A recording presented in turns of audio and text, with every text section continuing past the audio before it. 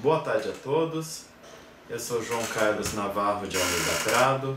Estou aqui para falar um pouco sobre a intervenção federal no Rio de Janeiro em virtude do que acabamos de ver recentemente, há cerca de 2 semanas. O presidente da República, Michel Temer, decretou a intervenção federal no Rio de Janeiro na área de segurança pública. Bom, inicialmente eu gostaria de trazer algumas considerações gerais sobre o Instituto da Intervenção Federal. Muito bem. O que vem a ser a intervenção federal? A intervenção federal é um mecanismo de salvaguarda da unidade e uniformidade da federação, pelo qual a União assume de forma temporária e excepcional a competência de um determinado Estado-membro da federação, no caso, o Rio de Janeiro. Muito bem. O que se exige para a decretação de intervenção federal? A legislação, ou melhor dizendo, a nossa Constituição Federal, estabelece como requisito a ocorrência de um fato de significativa gravidade, tendo em conta que a intervenção contraria a autonomia de cada Estado-membro. Dentro do sistema de Estado federal, cada unidade federativa tem a sua autonomia assegurada, de maneira que outro ente federativo, mesmo que seja a União, o poder central, não tem a possibilidade de intervir em questões internas, questões que são tratadas apenas no âmbito do próprio Estado. O mesmo ocorrendo em relação a um Estado que está impossibilitado de intervir nos municípios de seu território. Muito bem. E até por conta disso, o elenco das hipóteses de intervenção federal são taxativos. Até porque o artigo 34 da Constituição Federal diz claramente que a União não intervirá nos estados, exceto para, e aí nós temos um rol taxativo de 7 hipóteses em que se permite essa intervenção, mas vale ressaltar o caráter excepcional. A intervenção é exceção. A regra é a não intervenção, autonomia de cada Estado-membro. Muito bem.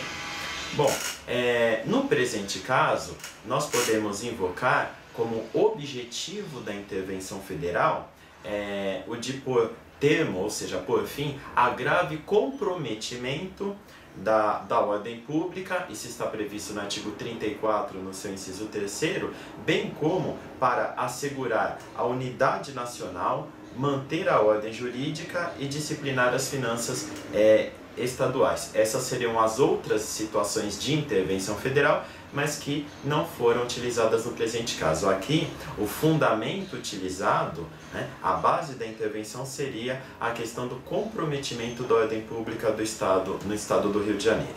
Bom, os efeitos da intervenção federal, vale aqui destacar um ponto de fundamental importância, que está previsto no artigo 60, parágrafo 1º da Constituição, que é a impossibilidade de, durante todo o período da intervenção, se deliberar sobre propostas de emenda constitucional. Ou seja, o Congresso Nacional fica impedido de tratar sobre qualquer PEC que esteja em andamento. E aqui vale lembrar que o governo federal estava reunindo esforços para, no final desse mês, votar a PEC da Previdência, a reforma da Previdência. Mas, diante da decretação da intervenção federal, fica absolutamente vedada a possibilidade de qualquer tipo de deliberação a esse respeito. O governo federal chegou a cogitar da possibilidade de, após atingido o quórum necessário para aprovação da PEC, o governo iria suspender a intervenção federal no Rio de Janeiro e retomar tão logo fosse aprovada a reforma da Previdência na Câmara dos Deputados e depois fazer o mesmo procedimento no Senado Federal. Porém, isto é absolutamente inadmissível. Ora, se eu tenho uma intervenção federal em curso, não se pode admitir uma suspensão considerando um interesse de se aprovar uma determinada emenda constitucional, porque o desígnio, a vontade da Constituição era que justamente durante o período da intervenção não se cogitasse de fazer qualquer alteração na Constituição, tendo em vista que a mudança no texto constitucional exige uma calmaria, uma tranquilidade que durante a intervenção, assim como acontece em caso de decretação de estado de defesa e de estado de sítio, isto não seria possível. Portanto, a reforma da Previdência, assim como qualquer outra proposta de emenda constitucional, está cancelada, ou melhor, está pelo menos suspensa a sua tramitação até o fim definitivo da intervenção federal. Muito bem. Outra questão relevante. A intervenção federal é decretada, segundo o artigo 84, inciso 10º, trata-se de competência privativa do presidente da República. Portanto, apenas ele, chefe do Poder Executivo Federal, pode determinar a intervenção federal. Além disso, uma vez decretada a intervenção, o presidente da República edita um decreto. Este decreto, com base no artigo 36, parágrafo 1º da Constituição Federal, deve fixar a amplitude da intervenção, o seu prazo, as condições e, se for o caso, a nomeação de um interventor. Foi o que aconteceu no presente caso. Então, depois de fazer essas considerações gerais, eu irei abordar especificamente como se deu a decretação da intervenção no Rio de Janeiro. Muito bem. Um outro ponto relevante, após a decretação da intervenção, com a expedição de um decreto, existe a necessidade do Congresso Nacional se manifestar a respeito. Sobre isso, vale a leitura do artigo 36, parágrafo 1º da Constituição, que trata da intervenção, bem como o artigo 49, inciso 4º, que diz que é competência do Congresso Nacional analisar casos de intervenção federal. E por que o Congresso Nacional faz essa análise? Aqui nós temos um mecanismo de controle político pelo qual o Congresso, num sistema de freios e contrapesos, deve aferir a validade, a correção do presidente da República em decretar intervenção. Na medida em que se trata de uma medida extremamente grave, é fundamental que o Congresso concorde com o presidente da República na sua decretação. Tanto é que essa manifestação do Congresso é tão importante que, caso a decretação da intervenção ocorra em período de recesso parlamentar, o Congresso deverá ser convocado extraordinariamente. Isso está previsto no artigo 36, parágrafo 2º, bem como no artigo 57, 57, parágrafo 6º, inciso 1º. E nesta apreciação pelo Congresso Nacional, existe a possibilidade de ele concordar, aderir à decretação pelo presidente ou recusar. Em caso de recusa da aprovação pelo Congresso Nacional, a intervenção será imediatamente suspensa, porém com eficácia ex nunc, ou seja, os atos já porventura praticados serão devidamente mantidos. Por fim, a cessação da intervenção, o fim da intervenção. Quando termina a intervenção, as autoridades estaduais que forem eventualmente substituídas, temporário definitivamente do cargo, têm a possibilidade, caso não tenham saído em definitivo, de retornar às suas funções, a não ser que haja algum outro impedimento legal para essas autoridades.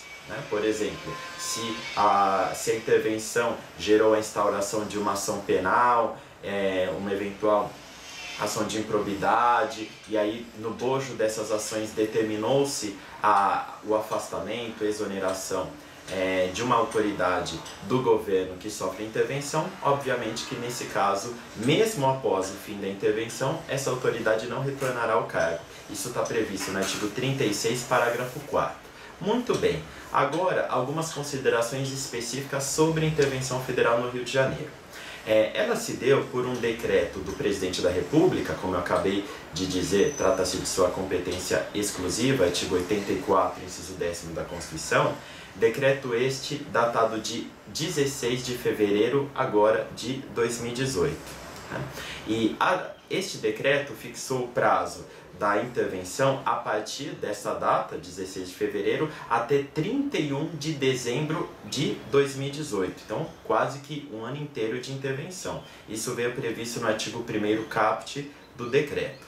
Bom, os limites da intervenção, que estão no artigo 1º, parágrafo 1º do decreto, basicamente estão circunscritos à questão da segurança pública. Esse foi o motivo que levou à decretação da intervenção no Rio de Janeiro, segurança pública, e é sobre essa matéria que se limitará a intervenção. O decreto também estabeleceu como objetivo, por termo, a grave comprometimento da ordem pública no Estado do Rio de Janeiro.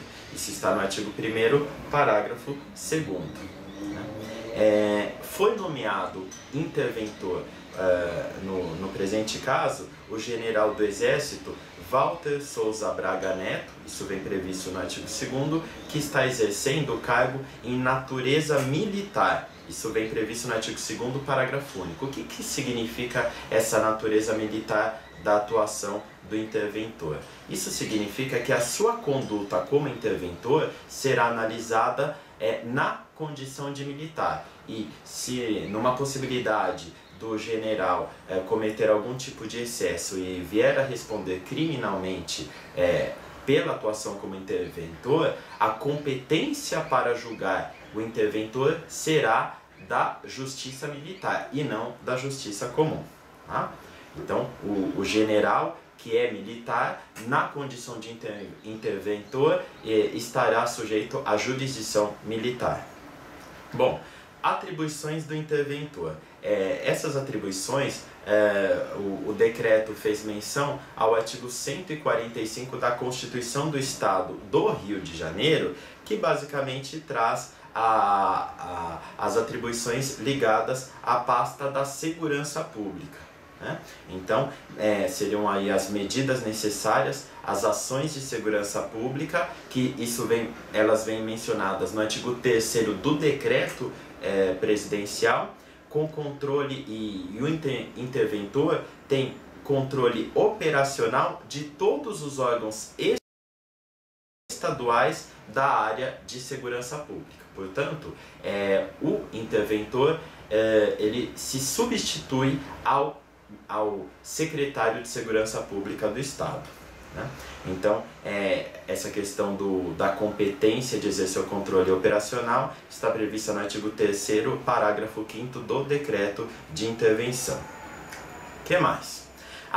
O interventor responde diretamente, está subordinado diretamente ao presidente da República. E o decreto diz claramente que ele não está sujeito ou limitado às normas estaduais que conflitem com as medidas necessárias à intervenção. Portanto, como se trata de uma intervenção federal, não há que se observar as normas sobre segurança pública previstas na Constituição do Estado do Rio de Janeiro ou outras leis regulamentadoras. Tá? Então, apenas se fez menção à Constituição do Estado do Rio de Janeiro para dizer que o interventor está responsável pelas medidas de segurança pública, substituindo o secretário respectivo. Mas não que as normas sobre segurança pública do Estado venham a limitar a atuação do interventor. Tá? Bom, o que mais? Tanto é que o decreto de intervenção estabelece que todas as atribuições governamentais alheias à área da segurança pública permanecerão sob a titularidade do governador do Estado. Isso vem previsto no parágrafo 4º do mesmo artigo 3º do decreto de intervenção, de maneira que o governador continua no pleno exercício de suas atribuições, com exceção, é claro, da questão da segurança pública, que passa para o interventor. Muito bem. Existe a possibilidade, por meio da intervenção, de requisição de bens, serviços, servidores que estejam atuando na área da segurança pública, da administração penitenciária e também do Corpo de Bombeiros Militar. Tá? Então, como uma forma de suporte, de apoio interventor, pode solicitar ele pode requisitar, porque se trata de uma ordem, de todas dessa colaboração. Isso está previsto no artigo 4º do decreto de intervenção. Além disso, eu achei fundamental, para falar de intervenção, diferenciar essa situação que é inédita sob a vigência da Constituição de 88 e situações que ocorreram com num número até razoável de operações de garantia da lei e da ordem, as chamadas GLO, operações de garantia da lei e da ordem. Qual é a diferença da intervenção federal para uma operação de garantia da lei e da ordem e também medidas que já foram tomadas anteriormente de colaboração da Força Nacional, que seria uma força pública mantida pelo governo federal. A diferença da intervenção federal para a utilização da GLO e da colaboração da Força Nacional é que, no caso dessas outras duas medidas, existe apenas um auxílio do poder central do governo federal em operações de segurança que são feitas, que são comandadas pelo Estado, e é o Estado que solicita esse auxílio, essa colaboração ao governo federal. Aqui é diferente, né? Então, uma coisa é intervenção. A União toma a decisão de intervir no Estado independentemente da vontade deste. Ao passo que as operações de GLO e da Força Nacional é o governo do Estado que toma a iniciativa de solicitar esta colaboração, este auxílio. Bom, também é relevante pontuar que nós vimos anteriormente que o Congresso Nacional deve se manifestar sobre a intervenção. Isto já aconteceu. E aí a intervenção federal foi aprovada na Câmara dos Deputados por um quórum de 340 votos favoráveis a 72 votos contrários e também, na sequência, passou pelo Senado Federal, onde igualmente restou aprovada pelo quórum de 55 votos a 13. Então, não houve grande dificuldade do governo em conseguir aprovação pelo Congresso Nacional. Mais duas observações para finalizar. Uma coisa que está sendo debatida no meio jurídico acerca da intervenção federal é a possibilidade de utilização de mandados de busca e apreensão coletivos. O que acontece? O governo, até para facilitar a atuação da intervenção, não deseja ter que individualizar cada pessoa ou cada imóvel que deva ser objeto de averiguação para o encontro de um eventual criminoso ou bens produtos de crime. Então, a ideia do governo é facilitar a atuação da intervenção por meio de mandados de busca e apreensão coletivos, né? Isso sendo realizado em comunidades carentes do Rio de Janeiro, que, sabe-se, muitas delas é onde se localiza o crime organizado que gerou a violência que fez com que a intervenção fosse decretada. Apesar da polêmica acerca da matéria, eu queria mencionar que o Supremo Tribunal Federal já tem entendimento no sentido de que existe a possibilidade, a permissão de invasão de casas sem ordem judicial em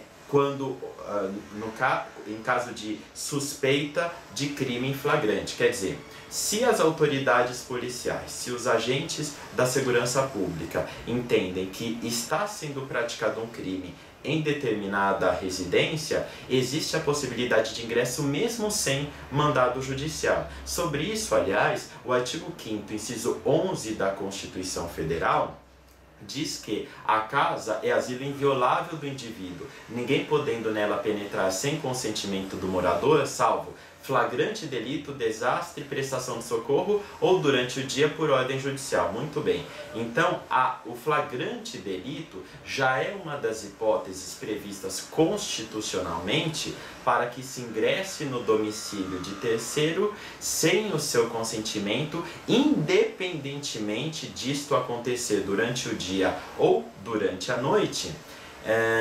E a Constituição já traz essa permissão e o Supremo Tribunal Federal, sufragando a regra constitucional, entende pela possibilidade dessas operações mesmo sem mandado judicial. Mas de qualquer maneira o governo pensa em se acautelar com a utilização de mandados de busca e apreensão coletivos. Muito bem. E para a gente encerrar, é importante mencionar mais uma novidade, essa aqui mais recente. Foi editada uma medida provisória agora em 26 de fevereiro deste ano, 2 dias atrás, portanto, que desmembrou o Ministério da Justiça, criando-se a partir dele o Ministério Extraordinário da Segurança Pública. O que acontecia? Antes nós tínhamos o Ministério da Justiça e da Segurança, de maneira que todas as questões relativas à segurança pública estavam vinculadas ao Ministério da Justiça. E por conta da intervenção federal, o presidente da República entendeu por bem fazer um desmembramento, uma desvinculação da questão da segurança pública sob o ponto de vista federal, saindo da pasta do Ministério da Justiça. Portanto, a partir de agora, claro, essa medida provisória foi editada dia 26 de fevereiro, está pendente de apreciação pelo Congresso Nacional, mas a ideia do governo é que haja uma atuação dedicada, específica, especializada sobre a questão de segurança pública em âmbito federal, retirando, portanto, essa atribuição do Ministério da Justiça. Então, são essas as considerações que eu tinha para fazer. Não sei ainda dizer se a intervenção federal vai resolver o problema de segurança no Rio de Janeiro. Eu entendo que até 31 de dezembro, muitas ações serão tomadas visando debelar esse grave problema da criminalidade organizada, sistemática que nós vemos no Rio de Janeiro. Porém, não se pode ignorar que boa parte desse problema é fruto do caos financeiro pelo qual passa o Estado do Rio de Janeiro, de maneira em que existe uma falta significativa de recursos, inclusive para a manutenção dos serviços de segurança pública. Se até servidores públicos estão tendo seus salários atrasados, o que se dirá da manutenção de todas as medidas necessárias à segurança pública num estado como o Rio de Janeiro, que já é tão vítima da ação da criminalidade organizada. Por isso, nós temos também esse aspecto financeiro que deverá certamente que interferir no sucesso ou não da intervenção federal. Agradeço a atenção de todos, até uma próxima. Obrigado.